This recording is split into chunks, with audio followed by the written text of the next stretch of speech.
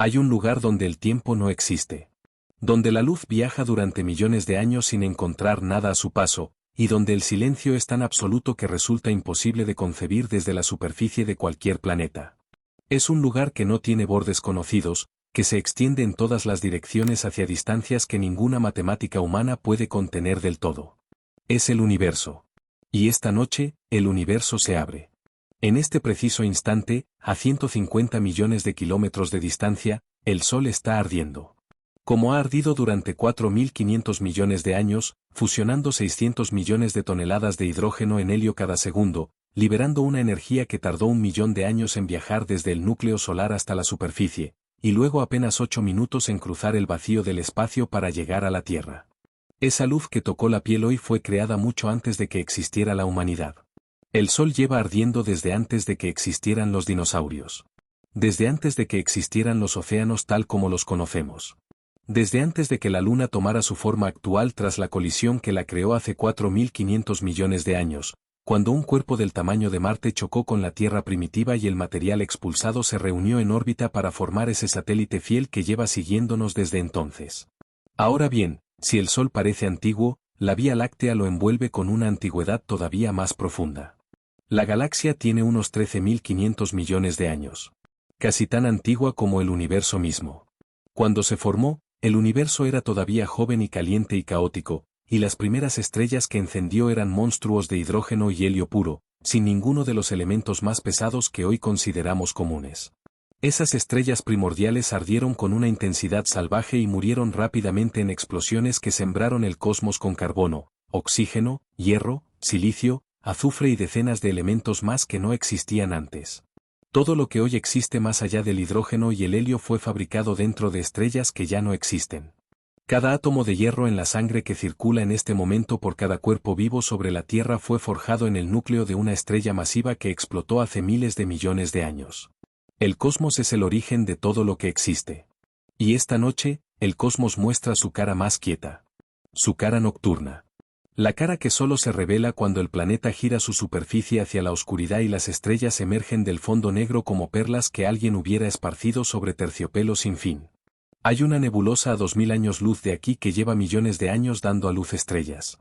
Se llama nebulosa del Águila, aunque ese nombre lo pusieron los humanos que la observaron por primera vez con telescopios primitivos hace apenas unos siglos.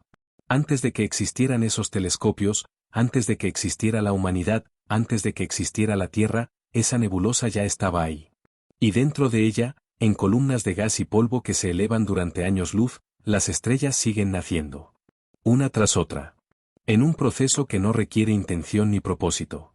Solo la gravedad, que colapsa el gas sobre sí mismo. Solo la presión y el calor, que aumentan hasta alcanzar el punto de ignición. Solo la física, que hace lo que siempre ha hecho desde el primer segundo del universo. El gas de esas columnas es el mismo gas que existía hace miles de millones de años en otra parte de la galaxia, expulsado por estrellas que ya no existen, viajando por el espacio hasta acumularse en estas nubes que hoy dan lugar a nuevas estrellas. La materia del universo no se destruye. Se transforma. Cambia de forma. De estrella a nebulosa, de nebulosa a estrella nueva, de estrella nueva a planeta, de planeta a océano, de océano a vida, de vida a consciencia, de consciencia esta noche en que alguien mira hacia arriba y contempla lo que el cosmos ha construido con tanta paciencia y tanta indiferencia y tanta grandeza. Las estrellas recién nacidas en esas columnas son azules. Blanco-azuladas. Calientes. Jóvenes con la energía desmesurada de la juventud estelar. Brillan con una intensidad que no podrán mantener durante mucho tiempo. Las estrellas más masivas viven apenas unos millones de años antes de colapsar y explotar.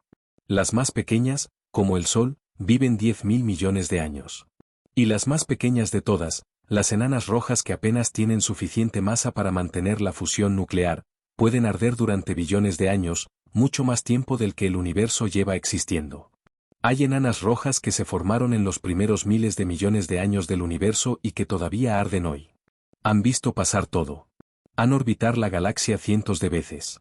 Han presenciado el nacimiento y la muerte de incontables estrellas más grandes y brillantes.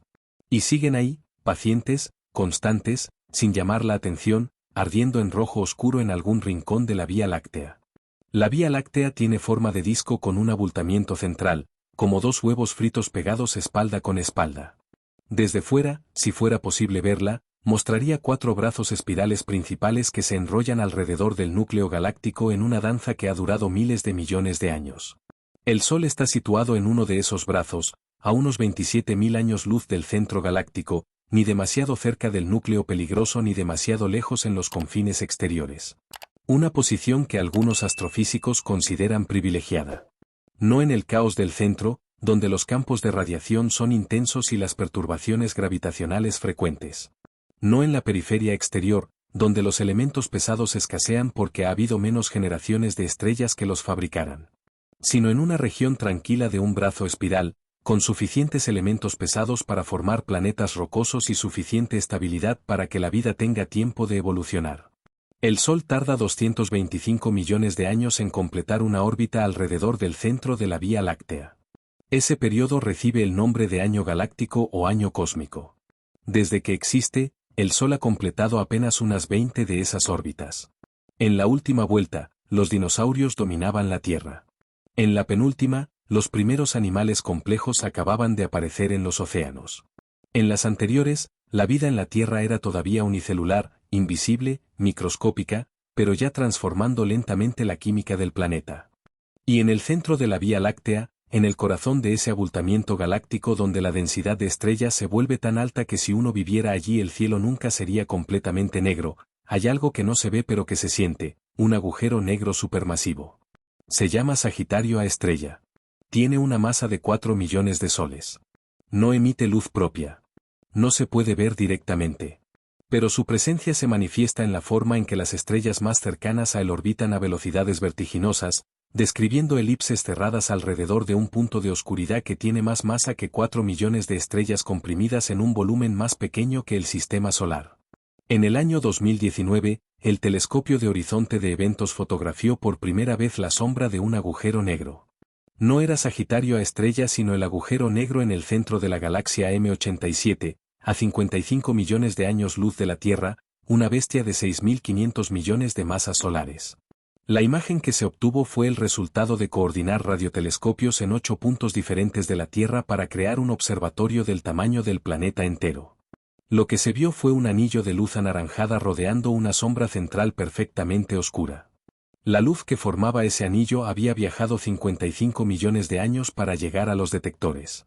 Salió cuando los primeros primates comenzaban a evolucionar en la Tierra. Hay fenómenos en el universo cuya escala temporal resulta absolutamente imposible de asimilar desde la experiencia humana. La luz tarda 8 minutos en llegar del Sol. 4 años en llegar de la estrella más cercana.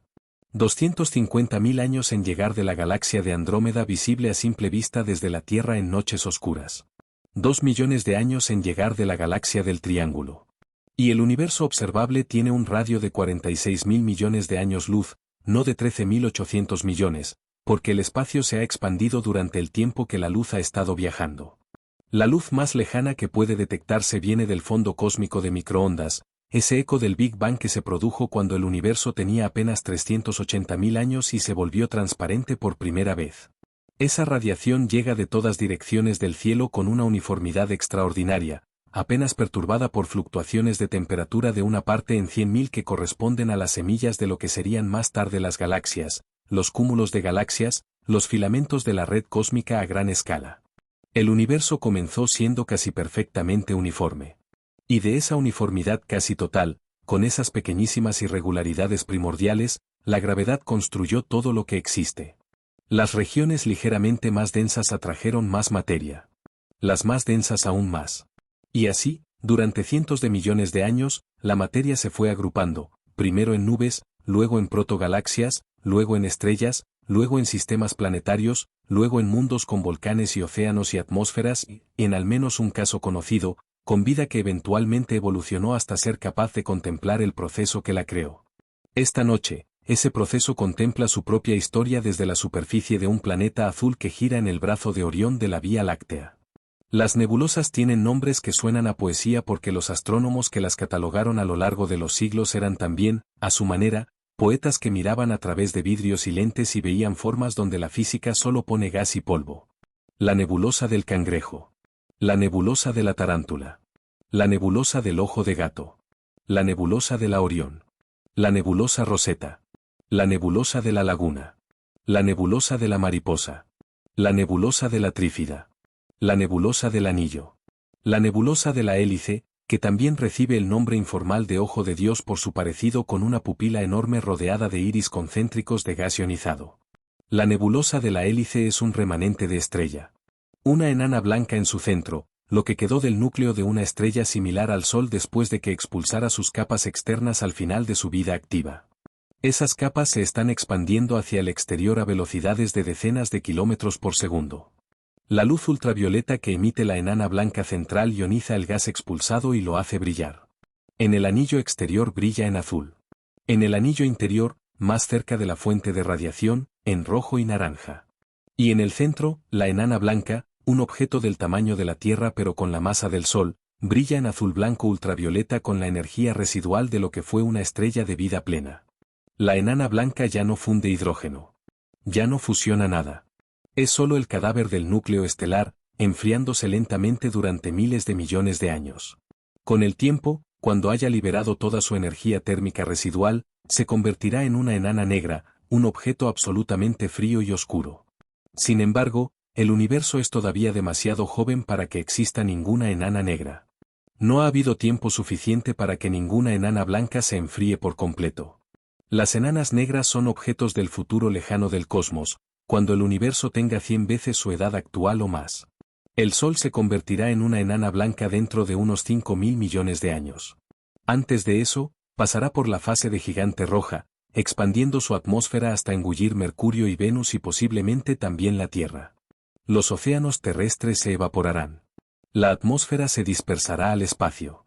Lo que quede de la Tierra, si algo queda, será una roca calcinada orbitando una gigante roja que pulsará y brillará con tonos naranja y escarlata durante millones de años antes de expulsar sus capas externas en una nebulosa planetaria y dejar expuesto el núcleo blanco caliente.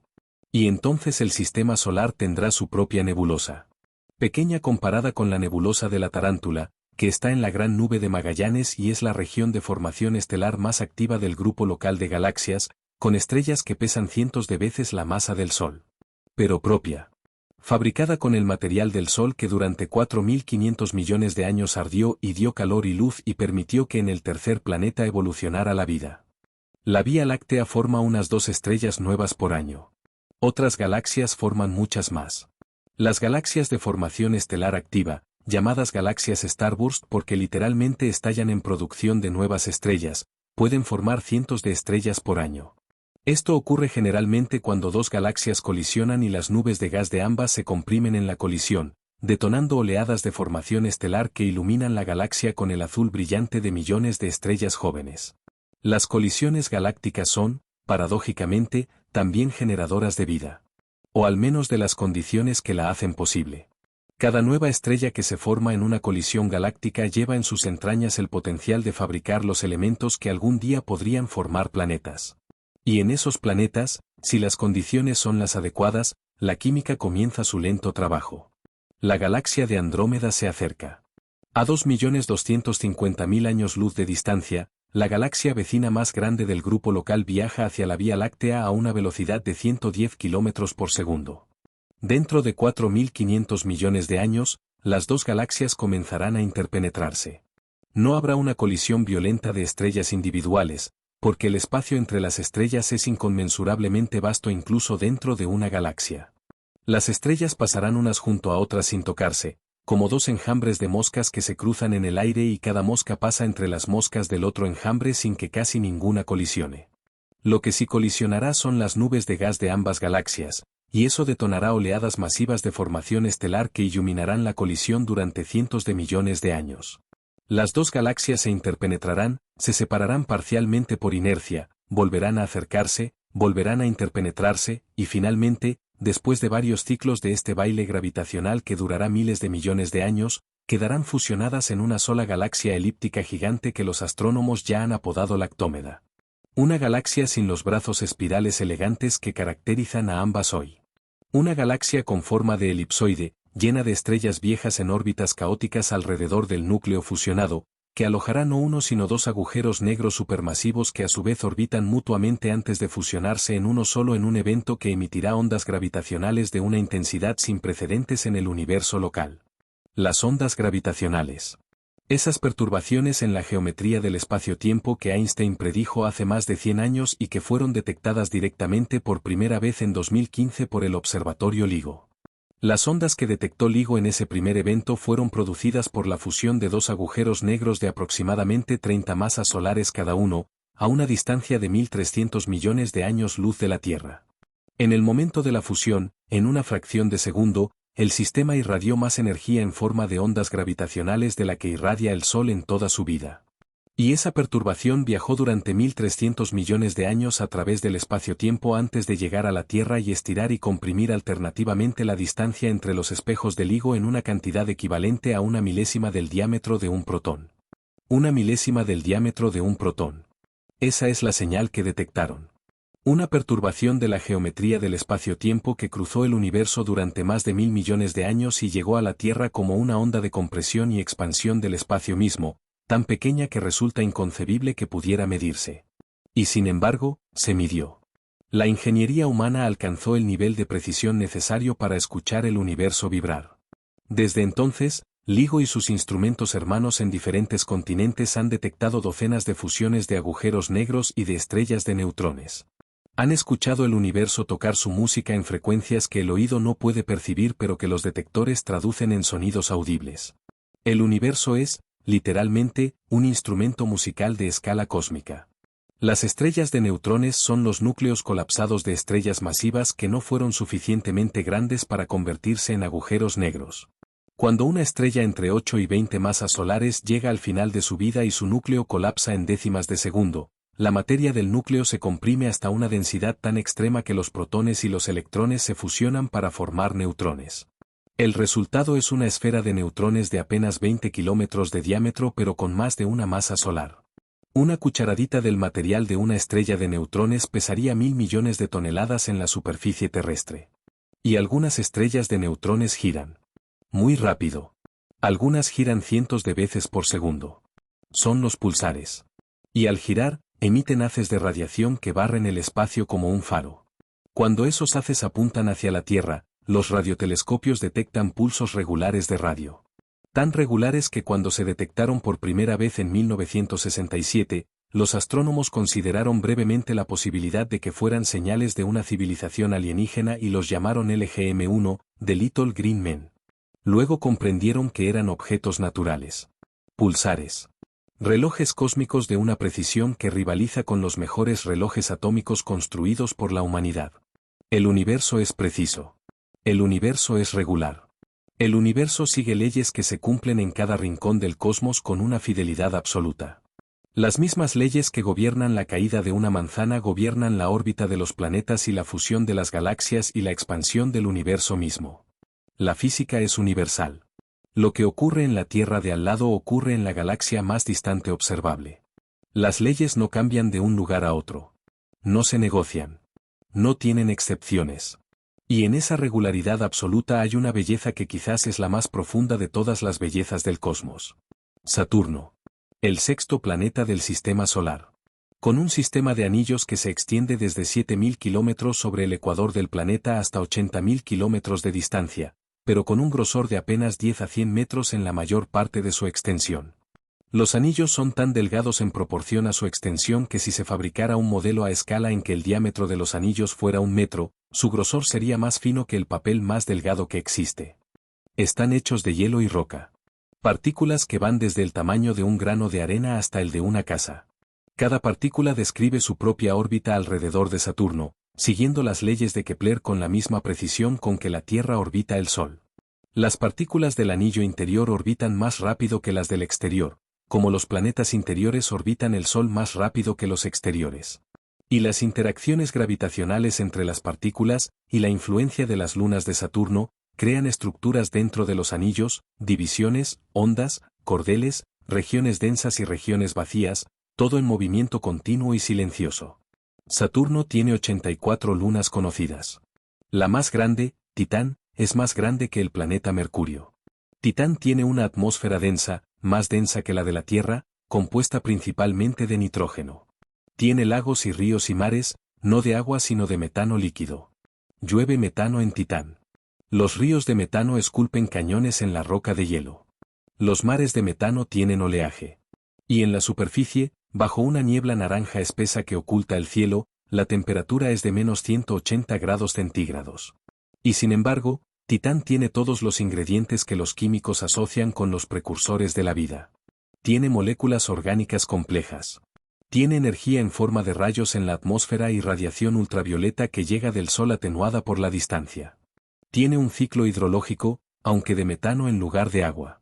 Los astrobiólogos se preguntan si es posible que en ese ambiente tan diferente al terrestre, una química diferente haya producido algo que funcione de manera análoga a lo que llamamos vida. Debajo de la superficie helada de Encélado, otra luna de Saturno pero mucho más pequeña, hay un océano de agua líquida. No hipotético. Confirmado. El telescopio espacial Cassini observó penachos de vapor de agua y partículas de hielo brotando del polo sur de Encélado a través de grietas en la superficie helada. Analizó la composición de esos penachos y encontró agua salada, moléculas orgánicas complejas, sílice, especialmente revelador, hidrógeno molecular. El hidrógeno molecular en ese contexto sugiere que hay reacciones hidrotermales ocurriendo en el fondo del océano de Encélado, donde el agua caliente y la roca interactúan. En la Tierra, en las chimeneas hidrotermales del fondo marino, esas mismas condiciones albergan comunidades de organismos que no dependen de la luz solar para sobrevivir. Son ecosistemas que viven de la energía química de la Tierra. Si la vida puede existir en las chimeneas hidrotermales del fondo del océano terrestre, sin luz, sin fotosíntesis, sobreviviendo solo con química y calor geotérmico, entonces la pregunta de si hay vida en el océano de Encélado no tiene una respuesta obvia. No hay certeza. Pero tampoco hay una razón clara para que sea imposible. El universo parece no tener aversión a la complejidad. Donde hay condiciones adecuadas, la materia tiende a organizarse en estructuras cada vez más complejas. Átomos que forman moléculas. Moléculas que forman compuestos orgánicos. Compuestos orgánicos que forman polímeros. Polímeros que, en ciertas condiciones, desarrollan la capacidad de copiarse a sí mismos. Y una vez que algo puede copiarse a sí mismos, la evolución tiene material con el que trabajar. La selección natural es una consecuencia inevitable de la replicación imperfecta en un ambiente de recursos limitados. La vida, si el universo tiende a producirla donde las condiciones lo permiten, podría estar mucho más extendida de lo que la experiencia humana sugiere. En este preciso momento, puede haber biosferas en lunas de planetas gigantes de otras estrellas que nunca hemos visto y que nunca veremos en persona. Puede haber océanos bajo el hielo de miles de mundos a lo largo de la Vía Láctea. Puede haber vida que nunca desarrolló la tecnología para comunicarse. Vida que no tiene concepto de radio ni de luz visible ni de las dimensiones del cosmos que habita. Y puede haber silencio. El cosmos puede estar lleno de mundos estériles, hermosos en su geología, perfectos en su física, pero sin nada que se mueva con intención en sus superficies o sus océanos. No hay certeza en ninguna dirección. La única vida confirmada en el universo observable es la terrestre. Y eso, por sí solo, ya es extraordinario.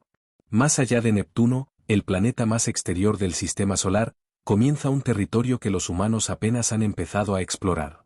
El cinturón de Kuiper, que se extiende desde la órbita de Neptuno hasta unas 50 unidades astronómicas del Sol, está poblado por millones de cuerpos helados. Plutón está ahí. Con sus 5 lunas, su superficie de hielo de nitrógeno con montes de hielo de agua de 3.000 metros de altura, sus llanuras congeladas y su atmósfera tenue que se congela parcialmente cuando Plutón se aleja del Sol en el punto más distante de su órbita.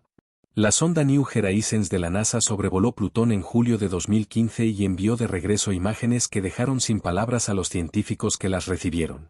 No esperaban tanta actividad geológica en un mundo tan pequeño y tan frío. No esperaban ver montañas. No esperaban ver la gran llanura de hielo de nitrógeno que ahora lleva el nombre informal de corazón de Plutón por su forma. No esperaban encontrar un mundo con tantos detalles, tantos contrastes de color, tantas estructuras que sugieren procesos geológicos activos o recientes. El universo sigue sorprendiendo. Cada vez que los instrumentos humanos miran con suficiente detalle en cualquier dirección, encuentran más complejidad de la esperada. Más estructura. Más procesos en marcha. Más historia escrita en la materia. Más allá del cinturón de Kuiper está la nube de Oort. Un cascarón esférico de cometas helados que se extiende hasta casi la mitad de la distancia a la estrella más cercana. La nube de Oort nunca ha sido observada directamente, es demasiado difusa y sus objetos demasiado pequeños y lejanos. Pero se infiere su existencia a partir de los cometas de largo periodo, aquellos cometas que llegan al sistema solar interior desde direcciones aleatorias del cielo, con órbitas que los llevan a regiones remotísimas del sistema solar antes de volver. Esos cometas vienen de la nube de Oort. Perturbaciones gravitacionales, quizás el paso de una estrella cercana o la influencia de la marea galáctica, los empujan hacia el interior del sistema solar después de haber dormido congelados durante millones o miles de millones de años en las afueras del dominio solar. Un cometa que llega al sistema solar interior viajando desde la nube de Oort puede haber estado en ese viaje durante millones de años. Es materia primordial del sistema solar, congelada desde que el sistema se formó, preservada en el frío del espacio profundo, llegando al calor del Sol después de un trayecto de distancias que desafían la comprensión. El calor sublima el hielo y el polvo se libera, formando la coma y las colas características. Y el cometa, que pasó quizás una sola vez cerca del Sol en toda su historia, regresa a las afueras después de su breve encuentro con la luz. Hay algo en los cometas que habla de tiempos inconmensurables. Son mensajeros del pasado más remoto del sistema solar. Llevan consigo moléculas que se formaron en la nube de gas y polvo que precedió al Sol. Algunos cometas contienen aminoácidos, los bloques constructores de las proteínas. Se ha demostrado que los cometas entregaron grandes cantidades de agua a la Tierra primitiva. La hipótesis de la panspermia, que sostiene que las semillas de la vida pueden viajar entre planetas o incluso entre sistemas estelares dentro de meteoritos, hace de los cometas potenciales vehículos de la vida misma viajando por el cosmos. La idea no es tan fantasiosa como podría parecer. Se ha demostrado que las bacterias pueden sobrevivir en el vacío del espacio, a temperaturas extremas y bajo radiación, durante periodos prolongados y están incrustadas en roca. El impacto de un asteroide en un planeta con vida podría lanzar fragmentos de ese planeta al espacio. Algunos de esos fragmentos podrían eventualmente aterrizar en otro planeta. En la Tierra se han encontrado meteoritos que proceden de Marte, identificados por su composición química. Si en algún momento Marte tuvo vida microscópica, es físicamente posible que esa vida llegara a la Tierra a bordo de uno de esos meteoritos. O que vida terrestre llegara a Marte. Los dos mundos han intercambiado material durante toda la historia del sistema solar. El cosmos conecta los mundos de maneras que la intuición no anticipa. Las fronteras entre los planetas no son tan rígidas como las fronteras en un mapa. La materia viaja. La información química viaja dentro de la materia. Y si la vida es suficientemente resistente, la vida también podría viajar. Las auroras son el universo visible desde la superficie. Son el viento solar hecho luz. El Sol emite constantemente un flujo de partículas cargadas, principalmente protones y electrones, que viajan por el sistema solar a velocidades de cientos a miles de kilómetros por segundo. Ese viento solar llega a la Tierra y encuentra el campo magnético terrestre, que deflecta la mayoría de las partículas y las canaliza hacia los polos magnéticos. Allí, las partículas penetran en la atmósfera y colisionan con moléculas de oxígeno y nitrógeno a altitudes de entre 100 y 300 kilómetros. Cuando las partículas cargadas colisionan con los átomos de la atmósfera, los excitan. Los electrones de esos átomos saltan a niveles de energía superiores. Y luego, al volver a su nivel base, emiten la energía sobrante en forma de luz. El oxígeno a unos 100 kilómetros de altitud emite verde, el color más común de las auroras. A mayores altitudes, el oxígeno más disperso emite rojo. El nitrógeno produce azul y violeta. El resultado es una cortina de luz que ondula en el cielo, viva, cambiante, resplandeciente, siguiendo las líneas del campo magnético terrestre en sus coreografías que pueden durar horas. Las auroras boreales en el hemisferio norte. Las auroras australes en el sur. Gemelas simétricas en dos puntos opuestos del planeta, danzando simultáneamente mientras el viento solar sopla. Las tormentas solares intensas, causadas por eyecciones de masa coronal, pueden producir auroras que se ven desde latitudes mucho más bajas de lo habitual. En eventos históricos de gran intensidad, las auroras han sido visibles desde zonas tropicales. En 1859, la tormenta solar conocida como Evento Carrington fue la más intensa registrada en la era moderna. Las auroras fueron tan brillantes en latitudes medias que la gente despertó en mitad de la noche pensando que había amanecido. Los telégrafos de la época, la única infraestructura eléctrica de entonces, Sufrieron interferencias masivas. Algunos transmitieron mensajes sin batería, solo con la corriente inducida por la tormenta geomagnética. Si un evento de esa magnitud ocurriera hoy, los efectos sobre la infraestructura eléctrica y electrónica moderna serían devastadores. Los satélites en órbita baja experimentarían perturbaciones severas. Las redes eléctricas de las latitudes altas podrían sobrecargarse. Los sistemas de comunicación que dependen de satélites dejarían de funcionar. La civilización tecnológica moderna es extraordinariamente dependiente de condiciones electromagnéticas estables que el Sol puede alterar en cualquier momento. El universo no es un entorno pasivo. Es activo, cambiante, a veces impredecible en sus manifestaciones locales aunque perfectamente predecible en sus leyes fundamentales. El Sol tiene ciclos de actividad de 11 años. Durante los periodos de máxima actividad solar, las manchas solares son más abundantes, las llamaradas más frecuentes, las eyecciones de masa coronal más comunes, las auroras más espectaculares. El ciclo solar ha estado ocurriendo regularmente durante toda la historia conocida del Sol. Los registros de manchas solares se remontan a siglos atrás, y los registros indirectos en los núcleos de hielo polares y en los anillos de los árboles van mucho más atrás. En los anillos de los árboles queda registrada la historia del cosmos.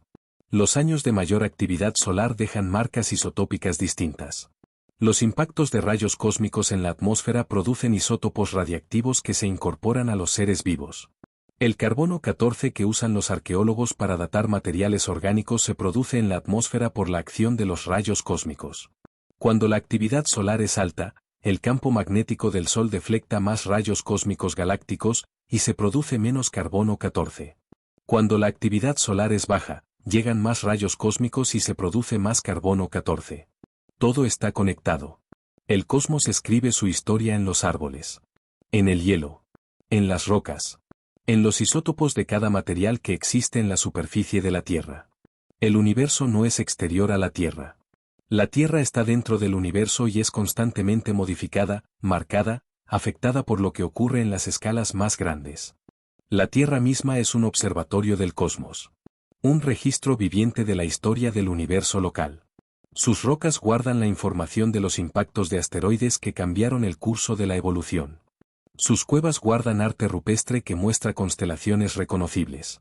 Sus océanos guardan en sus corrientes el patrón de los vientos que son moldeados por la temperatura del planeta que es regulada por la cantidad de luz solar que recibe que depende de la inclinación axial del planeta que cambia cíclicamente en periodos de miles de años creando los ciclos de glaciaciones que a su vez modificaron los patrones de migración de los antepasados humanos que eventualmente desarrollaron la capacidad de preguntarse por todo esto. Los cúmulos globulares flotan alrededor de la Vía Láctea como una nube de satélites esféricos. La Vía Láctea tiene más de 150 cúmulos globulares conocidos, cada uno en una órbita que puede llevarlos hasta 100.000 años luz del disco galáctico en sus puntos más distantes. Son estructuras antiguas, algunas tan viejas como 12 o 13.000 millones de años, casi tan antiguas como el universo mismo. Se formaron en los primeros tiempos de la galaxia, cuando había suficiente gas para concentrarse en esferas densas de cientos de miles de estrellas. El cúmulo globular Omega Centauri es el más grande del sistema de la Vía Láctea. Con 10 millones de estrellas comprimidas en un volumen de espacio de apenas 150 años luz de diámetro, es tan denso en su centro que si la Tierra estuviera allí, el cielo nocturno estaría lleno de estrellas tan brillantes que nunca sería completamente oscuro. El brillo combinado de las estrellas más cercanas sería comparable al de la luna llena en múltiples puntos del cielo simultáneamente. Los cúmulos globulares son interesantes también porque contienen estrellas de múltiples poblaciones. La primera generación de estrellas, formadas del gas original del cúmulo, enriqueció ese gas con elementos más pesados al morir. Una segunda generación de estrellas se formó entonces con ese gas enriquecido. Y posiblemente una tercera. Las estrellas de diferentes generaciones tienen diferentes composiciones químicas, y esas diferencias pueden detectarse con espectroscopía. La espectroscopía es la técnica que permite al análisis de la luz desglosarla en sus longitudes de onda componentes. Cada elemento absorbe y emite luz en longitudes de onda específicas, como si cada elemento tuviera su propia huella dactilar luminosa. Analizando el espectro de la luz de una estrella, es posible determinar de qué está hecha. Cuánto hidrógeno, cuánto helio, cuánto hierro, cuánto calcio, cuánto carbono. También es posible determinar si la estrella se mueve hacia nosotros o se aleja, por el corrimiento de las líneas espectrales hacia el azul o hacia el rojo respectivamente. Y la velocidad de ese movimiento. Fue precisamente el análisis espectroscópico el que permitió a los astrónomos descubrir que el universo se está expandiendo. Edwin Hubble observó en los años 20 del siglo pasado que las galaxias distantes presentaban un corrimiento al rojo, y que cuanto más distantes eran, mayor era ese corrimiento. Dedujo que las galaxias se estaban alejando, y que la velocidad de alejamiento era proporcional a la distancia. La constante de proporcionalidad lleva hoy su nombre, la constante de Hubble. Pero la expansión del universo resultó ser aún más sorprendente de lo que Hubble pudo imaginar. En 1998, dos grupos de investigadores que estudiaban supernovas de tipo Ia en galaxias distantes, que se usan como candelas estándar porque tienen una luminosidad intrínseca conocida y permiten calcular distancias con precisión, descubrieron que el universo no solo se está expandiendo sino que la expansión se está acelerando. Las galaxias más distantes se alejan más rápido de lo esperado. Hay algo que contrarresta la gravedad y empuja el universo a expandirse cada vez más rápido. Ese algo recibió el nombre de energía oscura. Nadie sabe qué es. Es la constante cosmológica que Einstein introdujo en sus ecuaciones de la relatividad general y luego descartó por considerarla innecesaria. Llamó a ese error el mayor error de su carrera. Resultó no ser un error. La constante cosmológica existe. La energía oscura existe. Y constituye aproximadamente el 68% de la energía total del universo. La materia oscura, ese otro componente misterioso que no emite ni absorbe luz pero que tiene gravedad y mantiene unidas a las galaxias, constituye aproximadamente el 27%. La materia ordinaria, toda la materia que forma las estrellas, los planetas, los cometas, las nebulosas, los seres vivos, todo lo que se ha mencionado hasta ahora, constituye apenas el 5% del total del universo. El 95% del universo está compuesto por algo que la humanidad no comprende todavía. El 5% que se comprende parcialmente ha dado para los telescopios y las ondas espaciales y los aceleradores de partículas y todo el edificio de la ciencia moderna. Y ese 5% es ya suficientemente asombroso como para llenar toda una vida de asombro. La Gran Nube de Magallanes y la Pequeña Nube de Magallanes son dos galaxias irregulares visibles a simple vista desde el hemisferio sur, satélites de la Vía Láctea a distancias de 160 y 200.000 años luz respectivamente. Llevan el nombre del explorador Fernando de Magallanes porque sus tripulantes las registraron durante la primera circunnavegación del mundo, aunque las culturas del hemisferio sur las habían conocido y dado nombres durante mucho antes. En la Gran Nube de Magallanes está la nebulosa de la Tarántula, también conocida como 30 Doradus. Si esa nebulosa estuviera a la misma distancia que la nebulosa de Orión, la más cercana región de formación estelar a la Tierra a unos 1300 años luz, ocuparía más de 60 grados en el cielo nocturno. Sería tan brillante que proyectaría sombras. Es la región de formación estelar más activa y masiva conocida en el grupo local de galaxias. Contiene algunas de las estrellas más masivas conocidas en el universo, con masas que superan las 200 masas solares, en el límite superior de lo que la física permite antes de que la presión de radiación de la estrella disipe el gas que la forma antes de que pueda acumularse más. Las estrellas supermasivas viven vidas brevísimas en términos estelares. Una estrella de 200 masas solares puede vivir apenas 1.000.000 de años antes de colapsar en un agujero negro o explotar en una hipernova, una supernova de energía mucho mayor que la ordinaria. Son como llamaradas efímeras que en su corta vida irradian más luz que miles de estrellas normales juntas, y en su muerte producen explosiones que pueden ser visibles en galaxias a distancias cosmológicas. Las explosiones de rayos gamma son las liberaciones de energía más intensas que se conocen en el universo desde el Big Bang. Cuando ciertos tipos de estrellas supermasivas colapsan, o cuando dos estrellas de neutrones se fusionan, pueden producirse chorros de radiación gamma de una energía brutal que viajan a la velocidad de la luz en columnas estrechas desde los polos del sistema. Si uno de esos chorros apuntara hacia la Tierra, los efectos sobre la biosfera serían devastadores a distancias de varios miles de años luz. Hay hipótesis que vinculan algunas extinciones masivas de la historia de la Tierra con la irradiación por explosiones de rayos gamma de estrellas en las cercanías galácticas. Pero la distancia media entre estrellas en la Vía Láctea es de varios años luz, y las explosiones de rayos gamma son raras, y los chorros son estrechos, y la probabilidad de que uno apunte precisamente hacia la Tierra en el momento de la explosión es estadísticamente muy baja. El universo es a la vez poderoso y espacioso, y esa espaciosidad es una protección.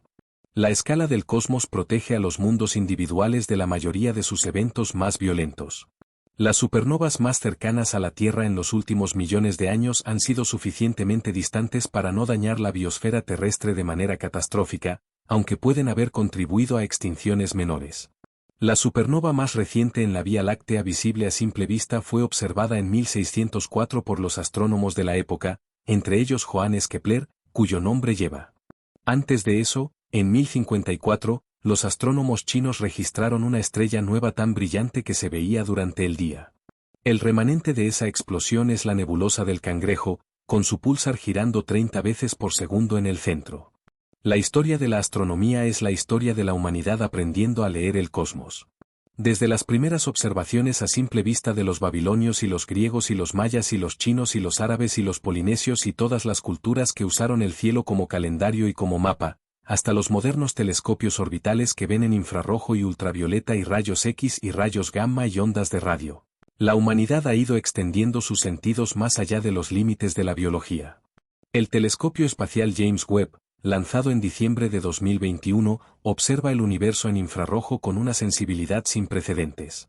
Sus primeras imágenes científicas, liberadas al público en 2022, mostraron el campo más profundo de la historia de la astronomía, con galaxias cuya luz tardó más de 13.000 millones de años en llegar, galaxias que existían cuando el universo tenía apenas 500 millones de años. Mostró nebulosas con un detalle de estructura que nunca antes había sido posible. Mostró atmósferas de exoplanetas analizadas con espectroscopía, revelando su composición química. Los exoplanetas. Planetas que orbitan otras estrellas. Antes de 1992, no se había confirmado la existencia de ninguno. Desde entonces, los métodos de detección han mejorado exponencialmente y actualmente se conocen más de 5.500 exoplanetas confirmados, con decenas de miles de candidatos esperando confirmación. Los hay de todos los tipos. Gigantes gaseosos más grandes que Júpiter orbitando sus estrellas en días. Mundos rocosos del tamaño de la Tierra en la zona habitable de sus estrellas. Planetas de hielo. Planetas con 2 soles. Planetas que orbitan pulsares. Planetas que orbitan pares de estrellas binarias como el Tatoine de la ciencia ficción. La diversidad del universo en cuanto a planetas supera cualquier imaginación previa. El cosmos experimenta con todos los parámetros posibles. Masas, tamaños, composiciones, órbitas, atmósferas. Y en esa diversidad inmensa, la pregunta de cuántos de esos mundos albergan condiciones habitables, y cuántos de ellos efectivamente albergan vida, sigue siendo la pregunta más grande de la ciencia contemporánea. La ecuación de Drake intenta cuantificar esa pregunta. Formulada por el astrónomo Frank Drake en 1961, expresa el número de civilizaciones con las que podría ser posible comunicarse en la Vía Láctea como el producto de varios factores: la tasa de formación de estrellas en la galaxia, la fracción de estrellas con planetas, la fracción de esos planetas que son habitables, la fracción de planetas habitables donde efectivamente surge la vida, la fracción de esos donde evoluciona la inteligencia, la fracción de civilizaciones inteligentes que desarrollan tecnología comunicable, y el tiempo que dura una civilización de ese tipo. Algunos de esos factores se conocen con creciente precisión gracias a los telescopios modernos. Otros siguen siendo esencialmente desconocidos. El resultado puede variar desde una sola civilización en toda la galaxia, que sería la nuestra, hasta millones de ellas. La paradoja de Fermi surge de la ecuación de Drake. Si hay millones de civilizaciones en la galaxia, ¿dónde están? El universo lleva miles de millones de años siendo habitable. Hay estrellas similares al Sol que son miles de millones de años más viejas. Si la vida surge con relativa facilidad y la inteligencia evoluciona con alguna frecuencia, debería haber civilizaciones que llevan miles de millones de años de ventaja. Civilizaciones que ya podrían haber colonizado la galaxia entera. Y sin embargo, no hay señales. No hay visitantes. No hay transmisiones detectables. El silencio del cosmos es absoluto. Las explicaciones propuestas son muchas y ninguna es plenamente satisfactoria. Quizás están comunicándose de maneras que no sabemos detectar. Quizás han estado aquí y se fueron. Quizás están aquí y no nos hemos dado cuenta. Quizás el silencio es la respuesta, y la humanidad es genuinamente única en su región del cosmos. La incertidumbre es, quizás, la respuesta más honesta disponible. Y en esa incertidumbre hay una responsabilidad. Si la vida consciente y tecnológica es rara en el cosmos, entonces lo que existe en la Tierra es algo precioso en una escala que difícilmente se puede sobreestimar. El sistema solar tiene 4 planetas interiores rocosos: Mercurio, Venus, la Tierra y Marte. Solo uno de ellos tiene vida conocida. Solo uno tiene océanos líquidos. Solo uno tiene una atmósfera que protege la superficie de la radiación ultravioleta solar mientras permite la entrada de luz visible suficiente para la fotosíntesis. Solo uno tiene una luna del tamaño justo para estabilizar la inclinación axial del planeta, evitando oscilaciones que harían el clima extremadamente variable. Solo uno tiene un campo magnético lo suficientemente fuerte como para deflectar el viento solar. Solo uno tiene la combinación precisa de distancia al Sol, composición química y ciclo hidrológico que permite que existan océanos en la superficie durante miles de millones de años. La Tierra es un caso particular. Quizás no excepcional en el cosmos entero, pero sí estadísticamente infrecuente en cualquier muestra representativa de planetas. La astrobiología, la ciencia que estudia las condiciones para la vida en el universo, indica que la zona habitable alrededor de una estrella, la región donde el agua puede existir en estado líquido en la superficie de un planeta, no es el único parámetro relevante. La composición química del planeta, su tamaño que determina si conserva atmósfera, la presencia o ausencia de tectónica de placas que recicla los elementos y regula el dióxido de carbono atmosférico, la presencia de planetas gigantes en el sistema que absorben impactos de asteroides. Son muchos los parámetros que deben coincidir. Y sin embargo, el cosmos tiene billones de estrellas y billones de planetas. Incluso si solo una en 1 millón de millones de planetas tiene las condiciones adecuadas, eso sería miles de mundos habitables en la Vía Láctea sola. Y la Vía Láctea es solo una entre 2 billones de galaxias en el universo observable. La estadística del cosmos es abrumadora. La rareza de la vida en cualquier planeta individual puede coexistir con la abundancia de la vida en el universo en conjunto. No son afirmaciones contradictorias. La misma matemática que hace que un número específico en una lotería sea casi imposible de ganar también asegura que alguien ganará. Las mareas oceánicas de la Tierra están contando una historia del cosmos en tiempo real. La Luna atrae el agua hacia el lado del planeta que mira hacia ella, creando un abultamiento de agua que el planeta rota bajo. Y hay otro abultamiento en el lado opuesto de la Tierra, causado por la inercia del sistema. Esos dos abultamientos son las mareas. Pero las mareas también están frenando la rotación de la Tierra. La fricción entre el agua oceánica que responde a la gravedad lunar y el fondo marino que rota con la Tierra está transfiriendo momento angular del planeta a la Luna. La Tierra gira cada vez más despacio. Hace 400 millones de años, el día terrestre duraba apenas unas 22 horas. Los corales del período devónico, que crecen en capas diarias, muestran en sus fósiles que el año entonces tenía más de 400 días. Y la Luna, al ganar el momento angular que pierde la Tierra, se aleja lentamente. Se aleja unos 4 centímetros por año. Se puede medir con precisión milimétrica usando los retroreflectores que los astronautas del programa Apolo dejaron en la superficie lunar y que permiten medir la distancia con láseres disparados desde la Tierra. 4 centímetros por año. En tiempos geológicos, eso suma kilómetros. Cuando la Luna se formó, estaba mucho más cerca de la Tierra y la marea que producía era enormemente mayor, con olas que podían alcanzar cientos de metros y que barrían la superficie terrestre. La Luna también estabiliza el eje de la Tierra. Sin la Luna, simulaciones computacionales sugieren que el eje terrestre podría oscilar caóticamente entre 0 y 85 grados de inclinación en periodos de millones de años. Esas oscilaciones producirían climas extremadamente variables, con periodos en que los polos apuntan directamente al Sol y la mayor parte de la superficie terrestre experimenta estaciones de una amplitud imposible. La presencia de la Luna estabiliza ese eje, manteniendo la inclinación alrededor de los 23 grados y medio actuales con variaciones de solo unos pocos grados en ciclos de 41.000 años. Esos pequeños cambios en la inclinación son suficientes para producir los ciclos de glaciación, pero dentro de un rango que la vida puede manejar. La estabilidad climática de la Tierra durante los últimos millones de años, que permitió a los homínidos evolucionar hacia la inteligencia, puede deberse en parte a la Luna. La Luna, ese satélite que los humanos han mirado durante toda su historia, que ha inspirado calendarios y religiones y mitos y poesía, podría ser una condición necesaria para la existencia de la humanidad. El cosmos opera en múltiples escalas de tiempo simultáneamente. La luz viaja a 300.000 kilómetros por segundo.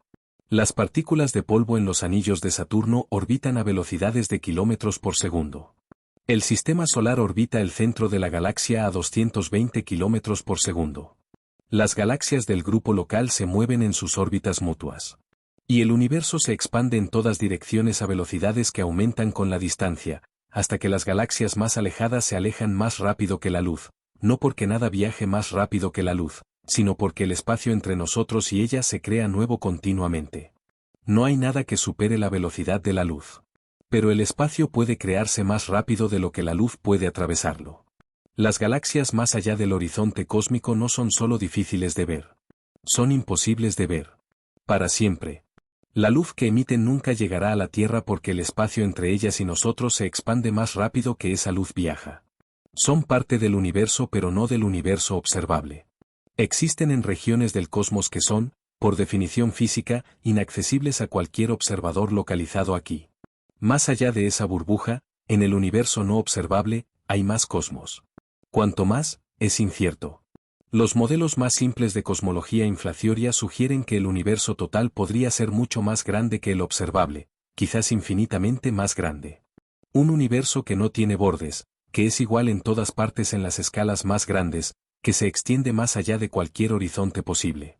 Un universo en el que el universo observable, con sus 2 billones de galaxias y sus 10 elevado a la 23 estrellas, es apenas una fracción microscópica de lo total. La mente no puede contener eso. Y quizás no necesita hacerlo. Quizás basta con saber que existe.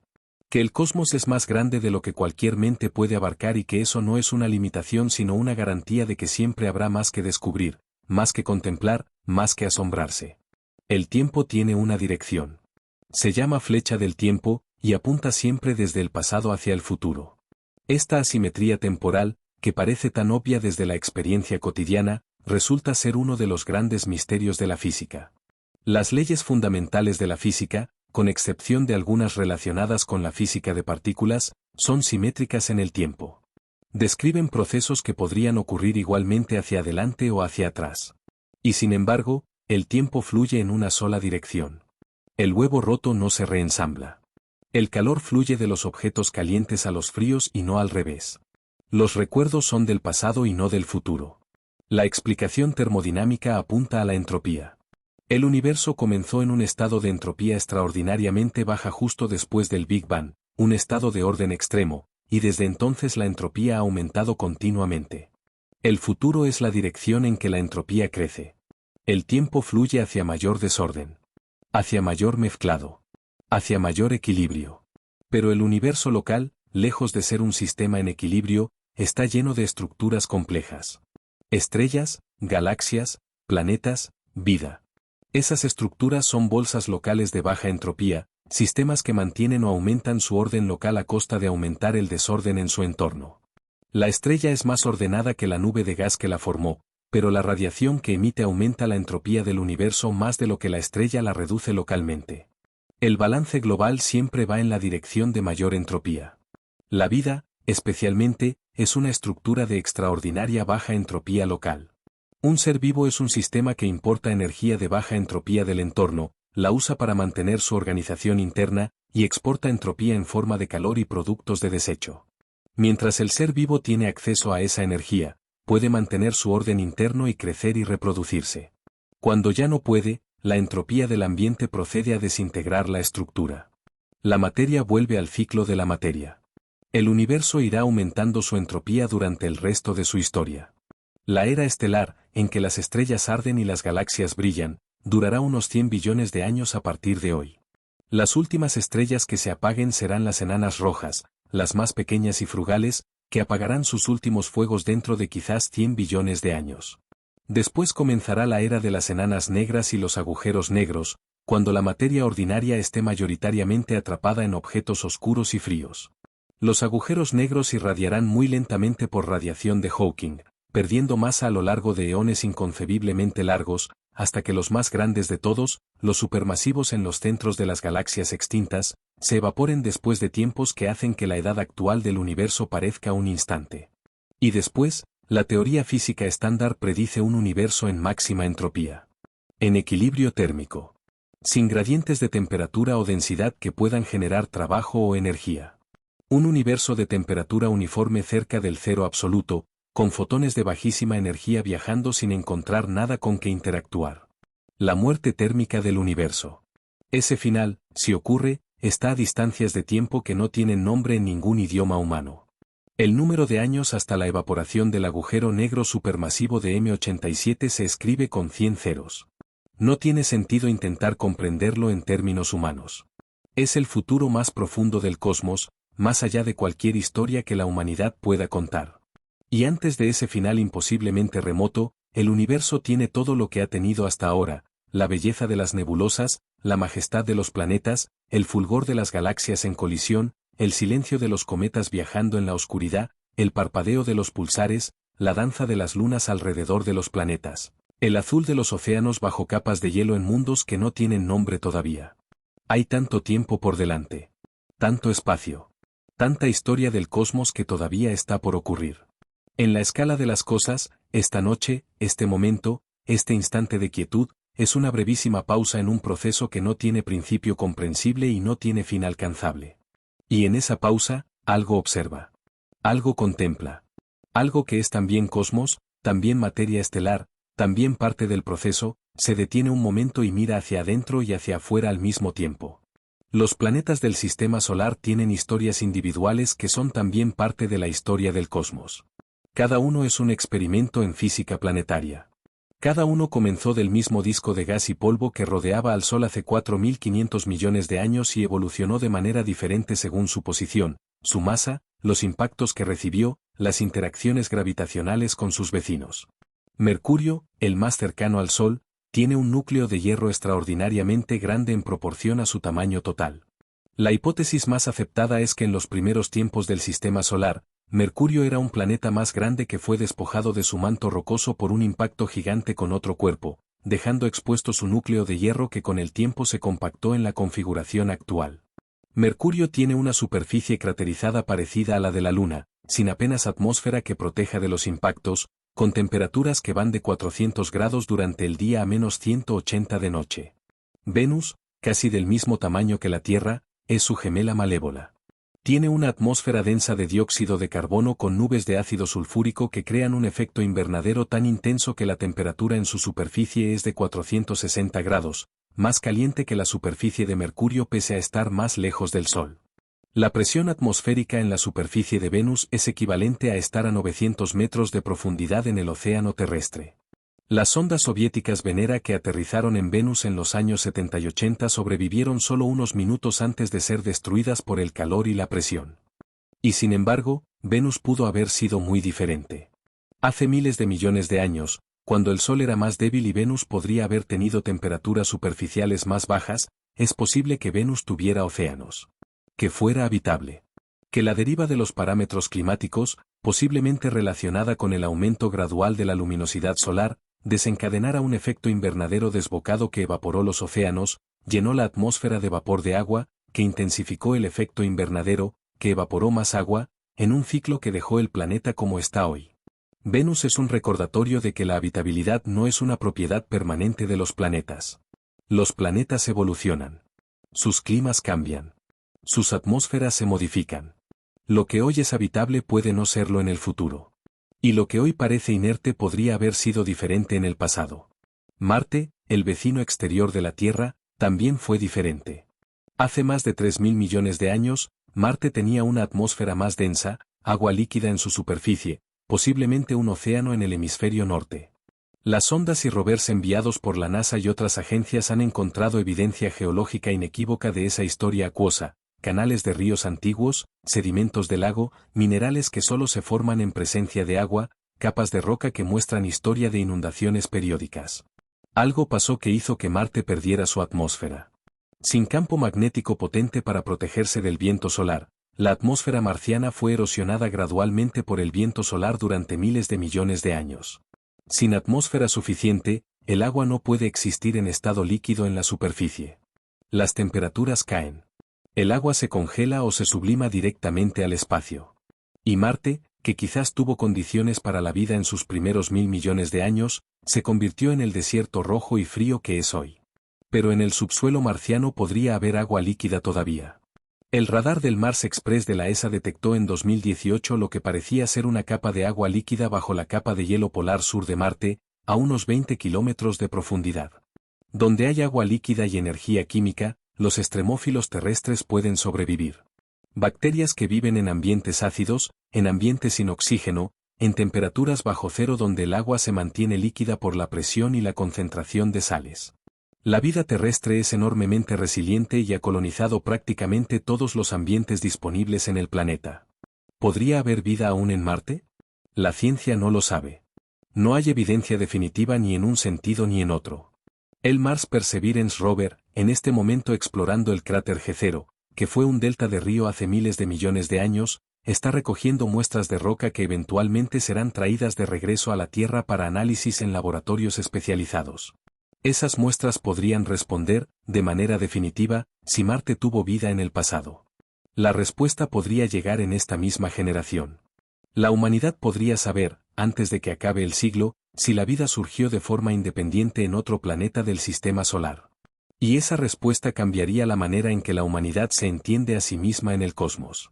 Si la vida surgió de manera independiente en Marte, eso significaría que la vida no es un accidente improbable sino un proceso natural que ocurre donde las condiciones lo permiten. Que la vida es un resultado esperado de la química del cosmos en las condiciones adecuadas.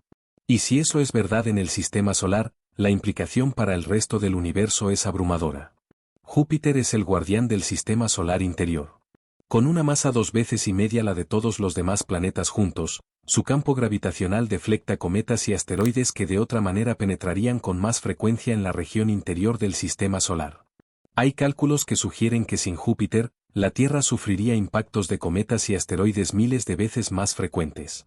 El impacto que eliminó a los dinosaurios hace 66 millones de años fue suficientemente devastador para eliminar el 75% de las especies del planeta.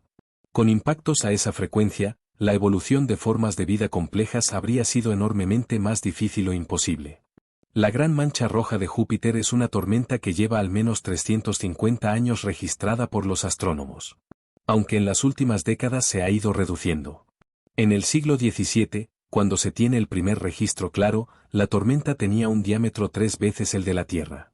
La atmósfera de Júpiter, compuesta principalmente de hidrógeno y helio con trazas de metano, amoníaco, vapor de agua y compuestos de azufre que dan sus colores característicos, se organiza en bandas de circulación que alternan entre zonas brillantes y cinturones oscuros. Los vientos en los límites entre esas bandas pueden alcanzar cientos de kilómetros por hora. La atmósfera de Júpiter no tiene una superficie sólida. Se vuelve gradualmente más densa y más caliente con la profundidad, hasta que a grandes presiones el hidrógeno se convierte en un fluido con propiedades metálicas que conduce electricidad, y ese hidrógeno metálico en rotación es el responsable del enorme campo magnético de Júpiter, el más intenso del sistema solar después del Sol. Las lunas galileanas de Júpiter, Io, Europa, Ganímedes y Calisto, descubiertas por Galileo en 1610 y que fueron la primera prueba observacional de que no todos los cuerpos celestes orbitan la Tierra, son mundos extraordinarios. Io es el cuerpo más volcánicamente activo del sistema solar, con cientos de volcanes en erupción constante que lanzan azufre y dióxido de azufre a cientos de kilómetros de altitud. Europa tiene el océano de agua líquida que ya mencionamos. Ganímedes es la luna más grande del sistema solar, más grande que Mercurio, con su propio campo magnético. Calisto es el cuerpo más craterizado del sistema solar conocido, con una superficie que no ha cambiado significativamente desde los primeros tiempos del sistema solar y que guarda un registro de casi toda la historia de bombardeos meteoríticos. Los 4 mundos de Galileo, visibles con un simple par de prismáticos desde la Tierra, son una muestra de la diversidad del cosmos en la escala más cercana. A distancias de años luz no se necesita ir. El sistema solar propio ya ofrece suficiente diversidad para décadas de exploración. Y más allá de Júpiter, a una distancia media de 1.427 millones de kilómetros del Sol, Saturno con sus anillos sigue su órbita de 29 años terrestres, tranquilo y majestuoso. Sus anillos, que parecen permanentes desde la escala de una vida humana, son en realidad jóvenes en términos geológicos. Tienen quizás 100 millones de años, formados posiblemente por la disrupción tidal de una luna que se acercó demasiado al planeta o por una colisión entre lunas. Y están desapareciendo. Las partículas de hielo están siendo atraídas hacia el planeta por gravedad y van a parar a la atmósfera de Saturno en un proceso llamado lluvia de anillos. En 100 millones de años, los anillos habrán desaparecido. Saturno sin anillos será un planeta diferente. Somos extraordinariamente afortunados de existir en la época en que Saturno tiene sus anillos. De que cuando la humanidad desarrolló los telescopios, los anillos estaban ahí para ser descubiertos y maravillar a todos los que los han contemplado desde entonces. Galileo los vio por primera vez en 1610 pero no entendió qué eran. Huygens en 1655 los describió correctamente como un anillo. Cassini en 1675 descubrió la división entre los anillos que lleva su nombre. Desde entonces, cada generación de telescopios mejores ha revelado más detalles, más estructuras, más ondas y grietas y cordeles en lo que parecía un disco uniforme. La exploración del sistema solar, desde las primeras sondas de los años 50 hasta los rovers en Marte y la sonda New Horizons en Plutón y las sondas Voyager que ya han salido del heliopausa y están en el espacio interestelar, es uno de los logros más extraordinarios de la civilización humana. En apenas 60 años, la humanidad pasó de no tener ningún objeto artificial fuera de la atmósfera terrestre a tener sondas en el espacio interestelar, rovers explorando Marte, una sonda orbitando Saturno durante 13 años, otra llegando a Plutón, otra en órbita alrededor de un asteroide. El universo se ha acercado. No porque haya cambiado, sino porque la humanidad desarrolló la capacidad de ir hacia él. Y en ese ir, el universo se ha vuelto más concreto, más real, más lleno de detalles que confirman y superan lo que la imaginación había anticipado. Las estrellas variables son estrellas que cambian de brillo de manera periódica o irregular. Las variables cefeidas son estrellas pulsantes que expanden y contraen su atmósfera en ciclos de días a meses con una regularidad impresionante. El periodo de pulsación está directamente relacionado con la luminosidad intrínseca de la estrella. Esto las convierte en candelas estándar. Midiendo su periodo de variación se puede calcular su luminosidad real, y comparando esa luminosidad real con la luminosidad aparente se puede calcular su distancia. Henrietta Swan Leavitt fue la astrónoma que descubrió esta relación periodo-luminosidad en 1912, analizando fotografías de estrellas variables en las nubes de Magallanes. Trabajaba en el observatorio de Harvard en la categoría de computadora humana, una de las mujeres que realizaban los cálculos astronómicos en una época en que las mujeres no podían usar los telescopios directamente. Su descubrimiento de la relación periodo-luminosidad de las cefeidas fue uno de los avances más importantes de la astronomía del siglo XX. Permitió a Edwin Hubble medir la distancia a la galaxia de Andrómeda y demostrar que estaba fuera de la Vía Láctea, resolviendo de una vez el gran debate sobre si las nebulosas espirales eran parte de la Vía Láctea o galaxias independientes. Y luego permitió establecer la expansión del universo. Una observación de una astrónoma que no podía usar los telescopios condujo, 20 años después, al descubrimiento de la expansión del universo. La ciencia es así. Los avances más grandes a veces comienzan con un detalle que alguien nota mientras hace una tarea rutinaria. Un patrón en los datos que nadie había buscado específicamente. La historia de la astronomía está llena de descubrimientos accidentales.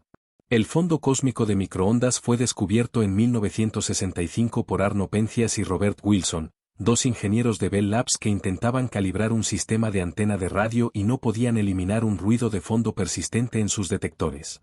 Apuntaron la antena en todas las direcciones del cielo y el ruido estaba en todas partes, con la misma intensidad. Llamaron a los astrofísicos del Princeton que teóricamente habían predicho la existencia de ese fondo de radiación como remanente del Big Bang. Y la correspondencia fue perfecta. Penzias y Wilson recibieron el Premio Nobel de Física en 1978 por haber detectado el eco del Big Bang con un detector que originalmente tenían para otros propósitos. El universo se reveló en su instrumento cuando ellos buscaban otra cosa. Los rayos cósmicos son otra historia de descubrimiento sorprendente. Son partículas de alta energía, principalmente protones y núcleos atómicos, que viajan por el cosmos a velocidades cercanas a la de la luz y llueven constantemente sobre la atmósfera terrestre.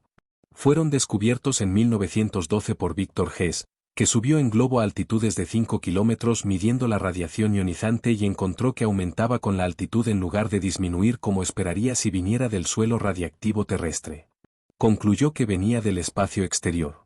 Los rayos cósmicos de las energías más altas son un misterio todavía parcialmente abierto. Las partículas de mayor energía observadas tienen energías tan extremas que los físicos las llaman partículas oh my God, por la reacción que provoca calcular cuánta energía cinética tiene una partícula subatómica que puede llegar a tener la energía de una pelota de tenis lanzada a toda velocidad. El origen de esas partículas de máxima energía no está completamente dilucidado. Podrían venir de agujeros negros supermasivos activos, de regiones de colisión de ondas de choque en fusiones de cúmulos de galaxias, o de otras fuentes de energía extrema todavía no identificadas. El universo bombardea la Tierra constantemente con esas partículas de alta energía. En la atmósfera, cuando colisionan con moléculas de nitrógeno y oxígeno, producen cascadas de partículas secundarias que llueven hacia la superficie. Algunas de esas partículas secundarias, los muones, penetran hasta el nivel del suelo y más abajo, hasta cientos de metros bajo tierra. Los físicos los usan para radiografiar el interior de los volcanes y las pirámides egipcias, como si fueran rayos X cósmicos. El universo interactúa con la Tierra de maneras que van mucho más allá de la luz y el calor solares. Los rayos cósmicos, el viento solar, los meteoritos, las mareas gravitacionales de la Luna y el Sol, la radiación de estrellas lejanas, las ondas gravitacionales de fusiones de agujeros negros a miles de millones de años luz. La Tierra no está aislada. Está permanentemente en conversación con el cosmos que la rodea. Y la materia viva de la Tierra también. El cuerpo humano recibe varios muones cósmicos por centímetro cuadrado por minuto. Algunos de esos muones pasan a través del cuerpo sin interactuar con nada. Otros depositan algo de energía en el tejido. Los físicos calculan que a lo largo de una vida, el cuerpo humano recibe unos 10.000 millones de impactos de partículas cósmicas. Algunas de esas partículas pueden dañar el ADN. Se estima que los rayos cósmicos son responsables de una fracción de las mutaciones genéticas espontáneas que ocurren en los seres vivos. El cosmos escribe pequeñas variaciones en el genoma de los seres vivos a través de los rayos cósmicos. La evolución ocurre en parte porque el universo bombarda a los seres vivos con partículas de alta energía. La vida y el cosmos están más entrelazados de lo que cualquier intuición inicial sugiere. El Big Bang no fue una explosión en el espacio. Fue una expansión del espacio mismo. No hay un centro desde el que todo se alejó. Todo se alejó de todo. En un universo en expansión homogéneo e isótropo, como el que observamos, cualquier punto puede definirse como el centro de la expansión, porque desde cualquier punto todas las demás galaxias parecen alejarse. No hay borde. No hay un lugar vacío hacia el que el universo se expande. La analogía más usada es la superficie de un globo. Si se pintan puntos en la superficie de un globo y se infla, todos los puntos se alejan de todos los demás. Ningún punto es el centro. La expansión ocurre en la superficie misma. No hay expansión hacia el interior del globo porque ese interior no corresponde a ninguna región del espacio accesible en la analogía. La diferencia es que el universo no es una superficie bidimensional sino un espacio tridimensional, o cuatrodimensional si se incluye el tiempo, que se expande en todas sus dimensiones simultáneamente. En los primeros instantes después del Big Bang, el universo pasó por una fase llamada inflación cósmica. En una fracción infinitesimal de segundo, el espacio se expandió de manera exponencial, de un tamaño subatómico a uno que supera el actual universo observable. La inflación explica por qué el fondo cósmico de microondas es tan uniforme en todas las direcciones. Regiones del universo primitivo que hoy están separadas por distancias que la luz no puede cruzar en toda la edad del universo estuvieron en contacto en los primeros instantes y alcanzaron el equilibrio térmico antes de que la inflación las separara. La inflación también explica por qué el universo es tan plano. La geometría del espacio a gran escala es consistente con la curvatura cero, lo que significa que el universo es plano en el sentido geométrico. Las leyes de Euclides se aplican a las escalas más grandes. Los triángulos tienen ángulos que suman 180 grados. Las líneas paralelas no se encuentran. Si el universo tuviera una curvatura positiva, sería esférico y las líneas paralelas terminarían convergiendo. Si tuviera curvatura negativa, sería hiperbólico y las líneas paralelas divergirían. La inflación tiende a aplanar la geometría del espacio de la misma manera que inflar un globo tiende a aplanar su curvatura local. La teoría inflacionaria fue propuesta por Alan Guth en 1980 y ha tenido un éxito extraordinario en explicar las propiedades observadas del universo. Pero también plantea preguntas filosóficas profundas. Si la inflación ocurrió una vez, la física que la generó podría haber ocurrido en múltiples lugares y tiempos. El multiverse de la inflación eterna sugiere que el proceso de inflación nunca termina en el conjunto global, que siempre hay regiones del universo donde la inflación está ocurriendo y dando lugar a nuevas burbujas de universo, cada una con sus propias constantes físicas y su propia historia. Si eso es correcto, el universo observable es solo una burbuja entre una cantidad posiblemente infinita de burbujas, cada una con leyes físicas potencialmente diferentes, la mayoría de ellas estériles porque sus constantes físicas no permiten la formación de estructuras complejas, pero algunas de ellas con las condiciones para que surjan estrellas, planetas y vida. Esta es la hipótesis del multiverso inflacionario.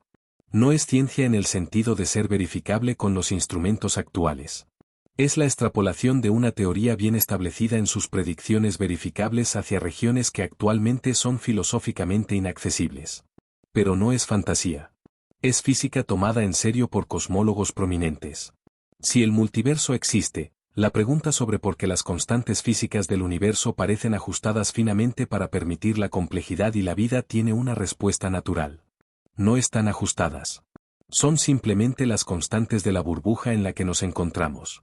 Y estamos en esta burbuja precisamente porque sus constantes permiten la existencia de observadores.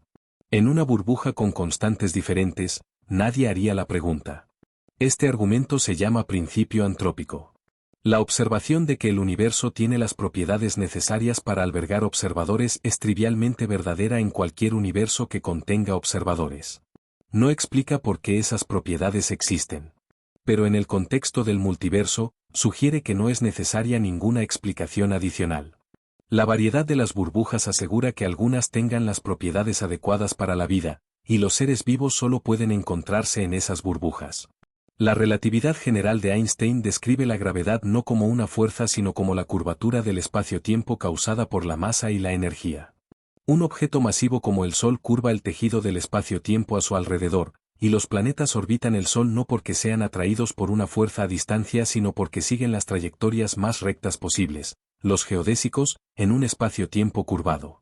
Como una canica que rueda en el interior de un cuenco sigue la curva del cuenco no porque haya ninguna fuerza que la atraiga al fondo sino porque la forma del espacio disponible la lleva ahí. La relatividad general tiene consecuencias que parecen de ciencia ficción pero que están confirmadas experimentalmente con enorme precisión.